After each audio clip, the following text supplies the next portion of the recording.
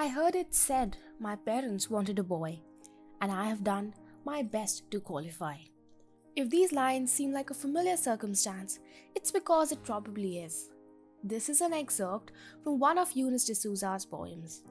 It reflects a pertinent discrimination that underlines our society and familial boundaries.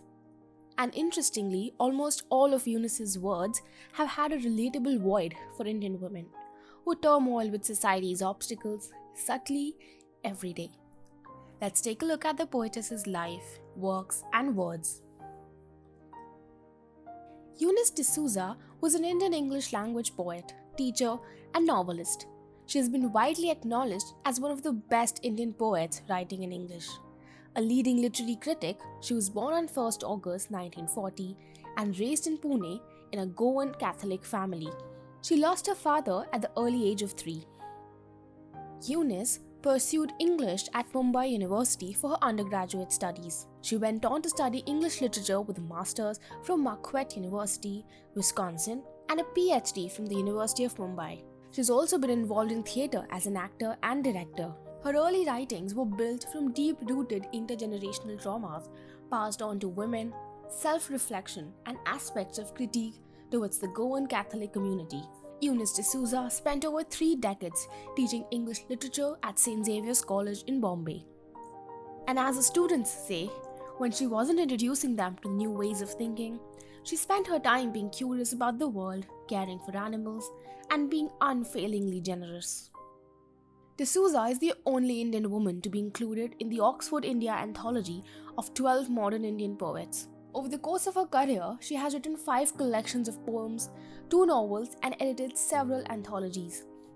Her poems stand out because of the succinct and daring style, as well as for the diversity of themes that they deal with. It is through her words that Eunice explored the regular, routine subtleties of life, something that was far untouched in Indian English literature at that time.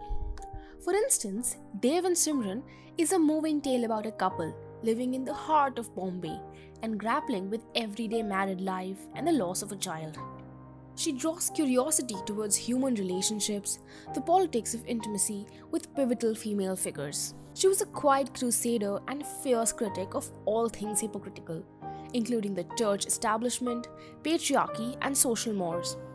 She would talk, teach, and write about cultural practices, social taboos, insecurities, personal failures and loss, inequality, and oppression. She wrote a weekly column for the newspaper Mumbai Mirror covering a range of issues from literature, history, politics, and personal experiences. De Souza, through her writings, shows concern for the plight of numerous Indian women across different social contexts. She explores the loss, alienation, and isolation that accompanies womanhood. De Souza's dealing with love and sexuality in her poems show how she is dissatisfied with the society that demands a silent acceptance from a woman. She is also one of the most famous confessional poets of the latter half of the 20th century. A lot of her words were drawn heavily from her personal life, living as a woman in India. And quite successfully, she managed to connect it to the broader context of the cultural and political milieu around her. For instance, Danger Lok follows a middle-aged English lecturer and poet as she negotiates life as a single woman in Mumbai. According to literary researchers, the authentic references to her social, cultural, and personal experiences made De Souza's poems stand out in excellence and aesthetic sense. De Souza constructs a name for that unnamed feeling of being drawn into the woman's circle of sympathy.